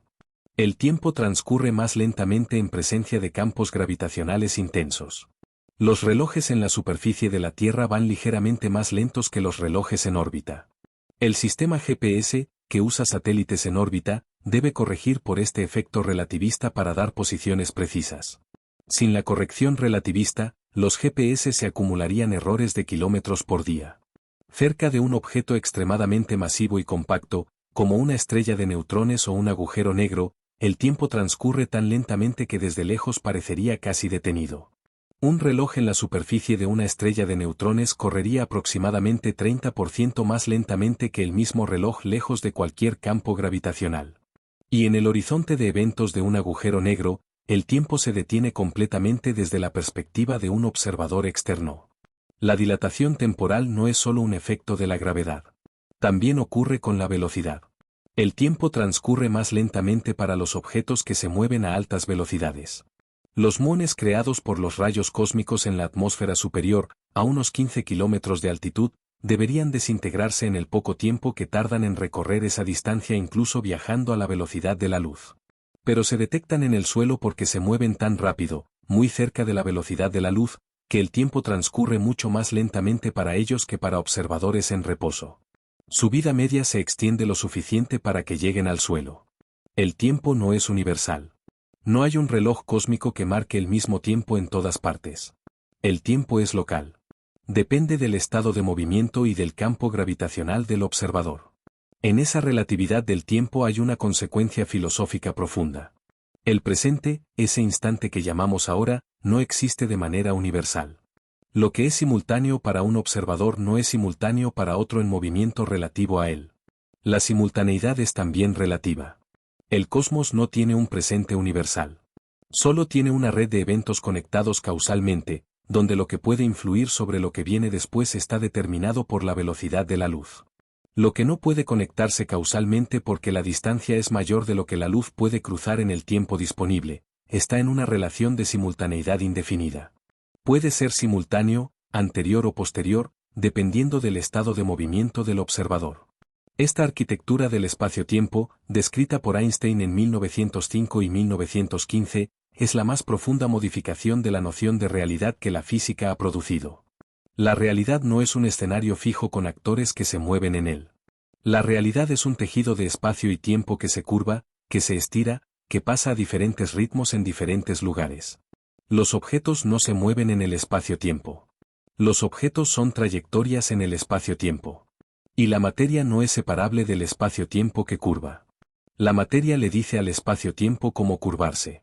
El espacio-tiempo curvado le dice a la materia cómo moverse. No hay jerarquía entre los dos.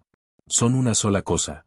La realidad física es la relación entre la geometría del espacio-tiempo y la distribución de materia y energía dentro de él. Nada de esto contradice la experiencia cotidiana porque los efectos relativistas solo son apreciables a velocidades cercanas a la de la luz o en campos gravitacionales extremos. En la escala de la vida cotidiana, la física newtoniana es una aproximación perfectamente suficiente. La relatividad no hace al mundo más extraño de lo que parece. Solo revela que el mundo, a escalas que la experiencia ordinaria no alcanza, tiene una estructura más rica y más sorprendente de lo que ninguna intuición precia podía anticipar. El universo es profundamente no intuitivo. Y esa falta de intuición, esa brecha entre lo que los sentidos perciben y lo que la física describe, es quizás la prueba más clara de que el cosmos existe independientemente de quien lo observa, que no está construido a la medida de la mente humana sino que tiene su propia naturaleza que la mente humana trabaja pacientemente para descifrar. Y en ese trabajo de descifrado, en esa conversación lenta entre la mente humana y la realidad del cosmos, hay algo que es también una forma de belleza. La belleza de entender. Los límites están ahí. La mecánica cuántica y la relatividad general son incompatibles en los extremos. En el interior de los agujeros negros, en el Big Bang, donde la densidad y la curvatura son infinitas, las teorías actuales fallan. Una teoría de la gravedad cuántica que unifique la mecánica cuántica y la relatividad general es el problema más profundo de la física teórica contemporánea. No está resuelto. Puede que no lo esté en décadas. Pero los intentos de resolverlo, la teoría de cuerdas, la gravedad cuántica de bucles, otros enfoques, han producido ya ideas y matemáticas que han enriquecido la física de maneras inesperadas. El firmamento de la noche ha sido el primer libro de la humanidad. Antes de que existiera la escritura, antes de que existiera la agricultura, los humanos miraban al cielo y aprendían de él. Aprendían en qué dirección estaba el norte. Aprendían cuándo plantar y cuándo cosechar. Aprendían cuando las estaciones cambiaban. Aprendían a navegar en el océano abierto sin referencias de tierra. El cielo era el mapa y el calendario y el reloj y el oráculo de las culturas que vivían en estrecho contacto con los ciclos naturales. Las constelaciones son herencia de esa relación antigua entre la humanidad y el cielo. Agrupaciones de estrellas que en realidad no tienen ninguna relación física entre sí, que están a distancias enormemente diferentes de la Tierra, pero que desde aquí parecen próximas y fueron unidas por la imaginación humana en patrones que contaban historias. Cada cultura tuvo sus propias constelaciones, sus propias historias para los patrones del cielo. Los griegos vieron a Orión el cazador. Los aborígenes australianos veían formas en las partes oscuras de la Vía Láctea, en las manchas de polvo que bloquean las estrellas del fondo, no en las estrellas mismas. Los polinesios usaban la posición de las estrellas con una precisión que les permitía navegar por el Pacífico durante miles de kilómetros sin instrumentos. Los agujeros negros son los objetos más extraños que el universo ha producido. Son regiones donde la curvatura del espacio-tiempo se vuelve infinita. Donde las leyes conocidas de la física fallan. Donde el tiempo, tal como lo conocemos, deja de tener significado. Y al mismo tiempo, son objetos descritos por ecuaciones matemáticas de una elegancia sorprendente. Ecuaciones simples, en el sentido de que tienen pocos parámetros, que describen objetos de una complejidad conceptual sin límite. Un agujero negro sin carga y sin rotación queda completamente descrito por un solo número, su masa. No importa de qué estaba hecha la estrella que lo formó. No importa si era de hierro o de carbono o de gas o de lo que fuera. Una vez formado el agujero negro, solo la masa importa. Toda la información sobre la composición detallada de la estrella original parece perderse. Esto se llama el teorema sin pelos del agujero negro. Los agujeros negros no tienen pelos, no tienen detalles adicionales más allá de la masa, la carga y el momento angular. Y sin embargo, la mecánica cuántica dice que la información nunca se pierde. La paradoja entre el teorema sin pelos y la conservación cuántica de la información es uno de los problemas más profundos en la intersección entre la relatividad general y la mecánica cuántica. Resolverlo requeriría una teoría de la gravedad cuántica que todavía no existe en forma completa. El universo guarda sus secretos más profundos detrás de los horizontes de sus agujeros negros. Y en ese guardarse los secretos, en esa opacidad fundamental que la física actual no puede atravesar, hay un recordatorio de los límites del conocimiento humano y al mismo tiempo una promesa de que hay más por descubrir. La noche también guarda sus secretos. Los sueños ocurren en la oscuridad y muchos se pierden al despertar. El subconsciente procesa en silencio lo que el consciente deja pendiente. El cuerpo trabaja en la oscuridad de sus propios procesos. Y la mente, cuando descansa, cuando cede el control consciente, accede a estados que el estado de vigilia no permite. Estados de conexión, de procesamiento, de creatividad que emergen del silencio de la noche. El universo y la mente tienen esto en común. Sus procesos más profundos ocurren en la oscuridad.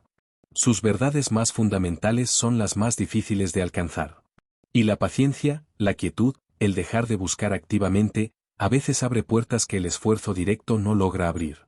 Esta noche, en la oscuridad, el cosmos sigue su curso. Y algo pequeño en su superficie descansa y confía en que el universo hará lo que siempre ha hecho, continuar. Las estrellas de neutrones en pares orbitales se acercan lentamente la una a la otra al perder energía por emisión de ondas gravitacionales. Durante millones de años, la órbita decae, el periodo orbital se acorta, la velocidad orbital aumenta. Y finalmente, cuando las dos estrellas de neutrones están a punto de fusionarse, la emisión de ondas gravitacionales se acelera dramáticamente. En los últimos segundos antes de la fusión, las ondas gravitacionales son tan intensas que los detectores las capturan. Y en el momento de la fusión, en una fracción de segundo, se produce una kilonova, una explosión que brilla en azul con la luz de miles de millones de soles, y que en esa fracción de segundo produce la mayoría de los elementos más pesados que el hierro en la tabla periódica. El oro del que están hechos los anillos de boda. La plata de los instrumentos musicales. El platino de los catalizadores industriales. El uranio de los reactores nucleares. El plutonio. El bismuto. El bario. El estroncio. El estroncio que da el color rojo a los fuegos artificiales. El cesio de los relojes atómicos más precisos del mundo. Todo fabricado en el momento de la fusión de dos estrellas de neutrones, en una fracción de segundo de violencia cósmica, y luego dispersado por el espacio en la nube de material expulsado. En agosto de 2017, el Observatorio LIGO y su gemelo europeo Virgo detectaron simultáneamente las ondas gravitacionales de una fusión de estrellas de neutrones mientras los telescopios de todo el mundo, alertados en tiempo real, captaban el destello óptico, los rayos gamma y las emisiones de radio del mismo evento. Fue la primera vez que un fenómeno astrofísico se observaba simultáneamente en ondas gravitacionales y en luz electromagnética de múltiples frecuencias. Los espectros del destello óptico mostraron las líneas espectrales de los elementos pesados recién fabricados, incluyendo el estroncio. La humanidad presenció la creación del oro. En tiempo real. Desde la Tierra. Con instrumentos que detectaron la vibración del espacio-tiempo a miles de millones de años luz de distancia. Fue quizás el momento más extraordinario de la astronomía observacional del siglo XXI hasta esa fecha. La ciencia es la historia de la humanidad extendiendo sus sentidos más allá de los límites biológicos. Los oídos no pueden oír las ondas gravitacionales. Los ojos no pueden ver los rayos X ni el infrarrojo ni el radio. El tacto no puede sentir los campos magnéticos. Pero los instrumentos que la humanidad ha construido pueden hacer todo eso.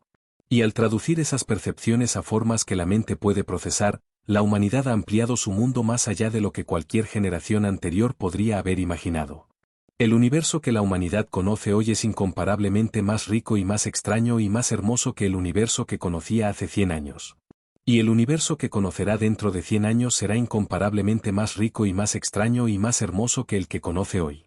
El conocimiento crece. Los instrumentos mejoran. El cosmos revela nuevas capas de su complejidad a cada generación que las busca con suficiente paciencia y suficiente ingenio. El telescopio espacial Nancy Grace Roman, en desarrollo para lanzarse en los próximos años, tendrá un campo de visión más de 100 veces mayor que el Hubble con la misma resolución. Permitirá hacer censos de galaxias, de exoplanetas, de lentes gravitacionales con una exhaustividad nunca vista. El Observatorio Vera Rubin en Chile, con su cámara de 3.200.000 píxeles, fotografiará el cielo entero cada pocos días y detectará objetos que cambian de brillo o de posición, desde asteroides cercanos hasta supernovas en galaxias lejanas, en un flujo de datos de decenas de terabytes por noche. Cada segundo, en algún lugar de la Vía Láctea, una estrella variable cambia de brillo. En algún lugar del universo observable, una supernova estalla. Un agujero negro devora gas y emite un destello de rayos X. Una fusión de estrellas de neutrones fabrica oro y lo dispersa al espacio. Un cometa entra en el sistema solar interior de alguna estrella y desarrolla su cola brillante. Un planeta pasa frente a su estrella y atenúa ligeramente su luz. Una luna en algún sistema planetario lejano erupciona con volcanes de azufre. Un cúmulo de galaxias proyecta su sombra en el fondo cósmico de microondas a través del efecto Sunyaev-Zeldovich. El universo está siempre activo. Siempre en proceso. Siempre transformándose. Y en ese transformarse continuo, la quietud de una noche en la superficie de un planeta azul es un instante de pausa en el movimiento perpetuo. Un respiro del cosmos. Una pausa en la que algo que el cosmos produjo se detiene y observa y descansa. Los océanos de la Tierra, que cubren el 70% de su superficie, respiran también. Las mareas suben y bajan. Las corrientes circulan. El calor del ecuador fluye hacia los polos. El agua se evapora, forma nubes, cae como lluvia o nieve, llena los ríos, regresa al océano. El ciclo del agua es uno de los procesos más importantes de la Tierra para regular el clima y distribuir nutrientes. Y ese ciclo es energizado por el Sol, que evapora el agua de la superficie oceánica con su energía. El Sol impulsa el ciclo del agua. El ciclo del agua hace posible la vida en tierra firme. La vida en tierra firme eventualmente produjo seres que miran al Sol y comprenden su papel en el ciclo. Las conexiones se extienden en todas las direcciones. Todo está conectado con todo. La radiación del Sol conecta con el ciclo del agua, conecta con la vida terrestre, conecta con la atmósfera de oxígeno, conecta con la capa de ozono, conecta con la protección de la superficie de la radiación ultravioleta, conecta con la posibilidad de la vida en tierra firme, conecta con la evolución de animales complejos, conecta con el desarrollo de la inteligencia, conecta con la astronomía, conecta con la comprensión del Sol que impulsó el proceso desde el principio. El universo es una red de causas y consecuencias que se extiende en el tiempo y en el espacio sin interrupciones. Nada existe en aislamiento. Todo es consecuencia de todo lo anterior y causa de todo lo posterior. La causalidad es el tejido mismo de la realidad física. Y en ese tejido de causas y consecuencias, el momento presente es el punto en que convergen todos los pasados y del que emergen todos los futuros posibles. El presente es el único lugar donde algo puede ocurrir. El pasado es fijo, escrito en la historia causal del universo. El futuro es potencial, abierto dentro de los límites de lo que las causas presentes permiten. Y el presente, este momento, esta noche, es el lugar donde la realidad ocurre. El universo es este momento, multiplicado por cada punto del espacio donde algo ocurre simultáneamente. Fusiones de estrellas de neutrones a miles de millones de años luz. Volcanes en lunas de Júpiter. Tormentas en la atmósfera de Neptuno. Cometas acercándose al Sol. Auroras bailando en los polos de la Tierra. Y aquí, en este punto, este descanso. Esta respiración lenta. Esta quietud que es también parte del universo. El cosmos no termina en el cielo. Llega hasta aquí. Hasta la superficie de este planeta. Hasta este momento. Hasta este silencio que es también silencio cósmico, porque el universo es mayoritariamente silencio y vacío, y el sonido y la actividad son la excepción, las islas de complejidad en un océano de quietud. Esta noche, la quietud del cosmos y la quietud del sueño se encuentran. Y en ese encuentro, el universo descansa en un punto de su extensión infinita. Las estrellas variables de larga periodo, las Miras, pulsan con periodos de cientos de días. Sus atmósferas se expanden y contraen en ciclos lentos y majestuosos. Cuando se expanden, la superficie se enfría y la estrella brilla menos. Cuando se contraen, el gas se comprime y la temperatura sube y la estrella brilla más. Algunas Miras pueden pasar de casi invisibles a simple vista a ser de las estrellas más brillantes del cielo en el transcurso de meses. Mira Ceti, la estrella que da nombre a esta clase, fue la primera estrella variable periódica descubierta, observada sistemáticamente desde 1596 por el astrónomo David Fabricius. Las estrellas Miras son gigantes rojas en la última fase de su vida activa. Sus pulsaciones son el preludio a la expulsión de sus capas externas. Están en el proceso de convertirse en nebulosas planetarias. En cada ciclo de pulsación, expulsan un poco de material que se acumula en un viento estelar lento y denso alrededor de la estrella. Cuando finalmente la estrella expulse sus capas en el evento terminal, habrá ya una envoltura de material circunestelar que la radiación ultravioleta de la enana blanca recién expuesta hará brillar como nebulosa. Las nebulosas planetarias tienen formas que los astrónomos todavía intentan comprender completamente. Las más simples son esféricas. Pero muchas tienen formas bipolares, con dos lóbulos que se extienden en direcciones opuestas como las alas de una mariposa. Otras tienen estructuras en espiral. Otras tienen anillos concéntricos. Otras son francamente asimétricas. Las causas de esta variedad de formas incluyen la rotación de la estrella, la presencia de una estrella compañera que distorsiona la expulsión de material, los campos magnéticos de la estrella, y las interacciones entre el viento estelar rápido emitido por la enana blanca caliente y el viento más lento emitido anteriormente por la gigante roja. La física de la expulsión de material estelar es compleja y multifactorial. El resultado, las nebulosas planetarias, son objetos de una belleza extraordinaria. El telescopio Hubble ha producido imágenes de decenas de nebulosas planetarias que muestran detalles de estructura que asombran a todos los que las ven. Anillos dentro de anillos. Filamentos que se extienden simétricamente en múltiples direcciones. Gradientes de color que reflejan diferentes temperaturas y composiciones del gas ionizado. Cada nebulosa es única. Cada una cuenta la historia particular de la estrella que la produjo y de las circunstancias específicas de su evolución final. Los cuásares son los objetos más brillantes del universo. Son núcleos galácticos activos donde el agujero negro supermasivo central está devorando material a un ritmo tan elevado que el disco de acreción emite una cantidad de luz que supera en órdenes de magnitud toda la luz de las estrellas de la galaxia circundante. Un cuásar puede brillar con la intensidad de 1 billón de soles desde el corazón de una galaxia que por lo demás sería invisible a esas distancias. Los cuásares son objetos del universo joven. La mayoría de los que se observan están a grandes distancias cosmológicas, lo que significa que existían cuando el universo era joven y los agujeros negros supermasivos estaban todavía acumulando masa activamente. La Vía Láctea tuvo en su pasado un periodo de actividad de cuásar. El agujero negro de Sagitario a estrella fue en algún tiempo mucho más activo de lo que es hoy. La evidencia de ese periodo de actividad está escrita en estructuras de gas ionizado que se observan a distancias de miles de años luz del centro galáctico. Cuando los agujeros negros supermasivos acumulan masa activamente, sus jets de radiación y partículas pueden regular la formación estelar en la galaxia circundante.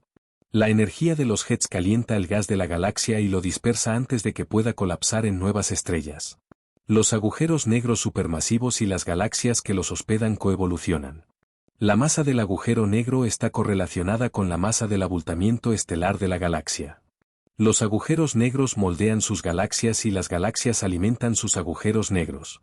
Es una relación de retroalimentación que ha dado forma a la estructura del universo a lo largo de miles de millones de años. El universo observable contiene unos 2 billones de galaxias. Con una media conservadora de 100.000 millones de estrellas por galaxia, hay en el universo observable del orden de 200 trillones de estrellas. El número se escribe con una cifra seguida de 23 ceros. Es mayor que el número de granos de arena en todas las playas y desiertos de la Tierra. Es mayor que el número de átomos en varios granos de arena. Es un número tan grande que la mente no puede contenerlo como tal. Solo puede contemplarlo con el tipo de asombro silencioso que acompaña la confrontación con algo que excede completamente la escala de la experiencia. 200 trillones de estrellas. Y la humanidad conoce, con cierto detalle, una. El Sol. Y de lejos, con telescopios, algunas miles más en la Vía Láctea. Y estadísticamente, a partir de la muestra, extrapolaciones a las demás. El universo es casi enteramente desconocido en su detalle. Y en ese desconocimiento casi total hay el mayor de los horizontes que cualquier especie consciente haya tenido ante sí. El horizonte del cosmos se extiende en el espacio y en el tiempo. En el espacio, hasta el límite del universo observable y más allá. En el tiempo, hacia el pasado del Big Bang y hacia el futuro de la muerte térmica del universo.